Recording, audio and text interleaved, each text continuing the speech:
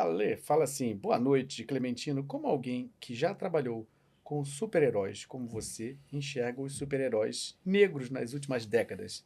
Heróis como Super Choque, Pantera Negra e o novo Capitão América. Não é engraçado, eu já trabalhei com super-heróis há muito tempo e eu nem tenho acompanhado com muita frequência os filmes, né? Tem uma coisa triste da vida adulta é que até para você poder consumir tudo isso, você tem que trabalhar em dobro para poder comprar suas revistinhas, poder comprar o café, o feijão, as coisas estão cada vez mais caras. Então, e ter tempo para parar, né? Quando a gente senta para assistir um filme, é a disputa de quem vai conseguir ficar acordado até o primeiro terço do filme, porque já está tão cansado de trabalhar 3, 4, 5 empregos. Mas uma coisa assim que eu não queria falar tanto sobre os heróis que surgem estão ocupando esse espaço que sempre foi deles. Mas sobre todos os outros heróis que primeiro foram ocultados durante longa data nas revistas clássicas e sobre um questionamento sobre o, digamos assim, o empretecimento na representação de heróis que outrora ou de personagens que outrora eram vistos apenas como brancos, e aí o povo fica com receio quando diz, pô, mas agora tudo é preto, agora tem que se empretecer e tudo. E ao mesmo tempo, você vê que, por exemplo, quando o próprio Stan Lee fala da. Lógico que é uma das várias versões que dizem, né, que ele teria uma inspiração na criação dos X-Men, na rivalidade entre Martin Luther King e o Uhum. Malcolm X, é uma das várias versões que contam. Mas eu, por exemplo, quando era novo, eu adorava o Luke Cage. Mas é uma revistinha que era rara de De encontrar. encontrar, né? Era rara de encontrar. Ela não era comerciável aqui. Ainda mais que era um personagem preto, black power e era marginal. Então era o anti-herói, né? Eu me lembro que ele era chamado de o herói de aluguel naquela época. Então tinha toda uma estereotipação do personagem. Falcão Negro era o companheiro do Capitão América, era o cambona, ele ficava ali do lado, mas não tinha um protagonismo. Então eu fico muito feliz de ver como trouxeram para primeiro plano o, o Pantera Negra, e as novas revistas trouxeram uma. Pô, o primeiro filme é fabuloso, o Uhum. segundo eu não curto tanto, mas aí mais por outras questões.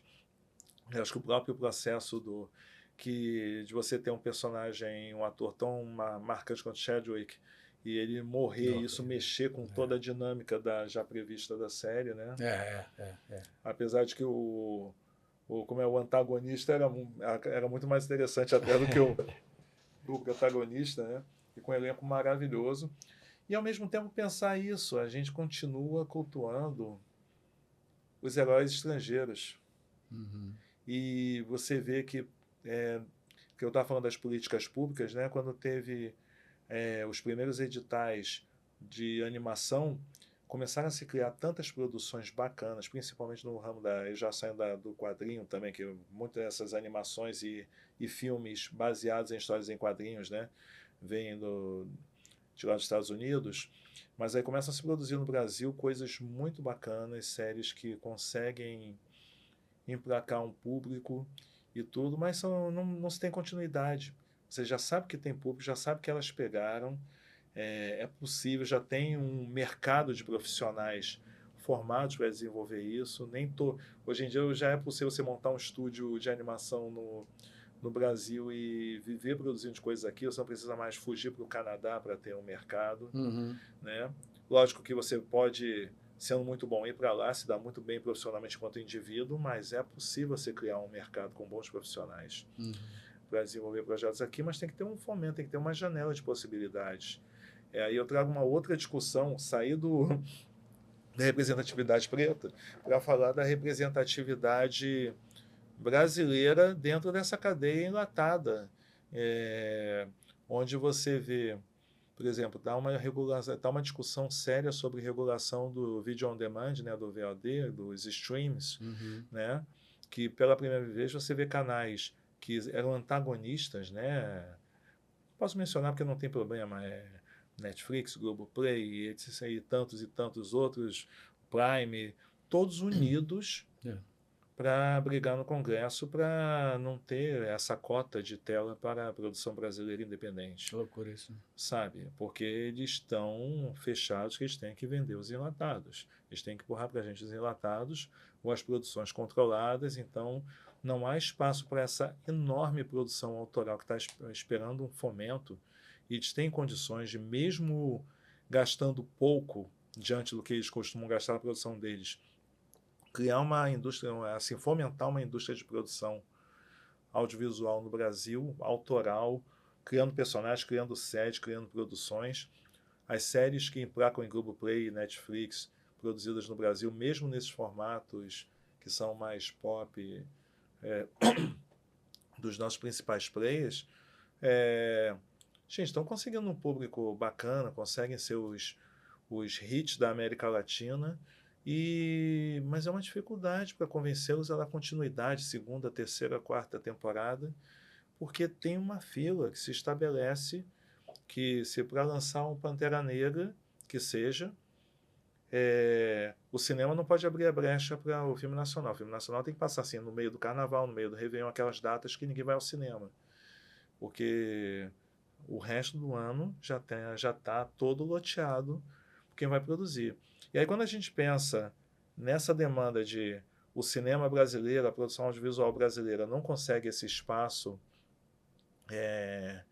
nos canais que podem entregá-los ao público, e quando entra no recorte dos grupos minoritários que não conseguem estar no protagonismo dessas produções, que são os produtores que são chamados discriminadamente de grupos identitários, né?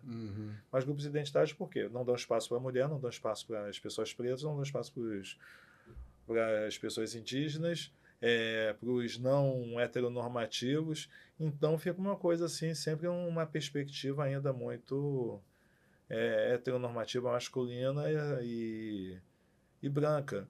E são os pontos de vista. E é engraçado, a gente está conversando agora há pouco também, que isso emerge também numa outra questão, que se fala muito que por causa do lugar de fala, isso cria um receio nas pessoas brancas de que, se elas não têm lugar de fala, elas não podem se posicionar sobre certos assuntos. Mas muito pelo contrário, já dizia o próprio Martin Luther King, né? Não há como você acabar com o racismo sem os brancos. Então, o lugar de fala não impossibilita todos aqueles que estão em posição privilegiada de se manifestar, mas desde que seja se manifestando para mudar o estado da coisa, que é um estado de desigualdade. O que não dá para acontecer é quando é na hora da luta, isso é feito apenas em busca de protagonismo, que o que muitas vezes acontece tal pessoa faz aquela ação porque aquilo pode lhe cair bem. Pode lhe cair bem. Não, ela está fazendo aquela ação para potencializar, não é empoderar, mas para potencializar uma pseudo-indignação, né? Assim. Exatamente.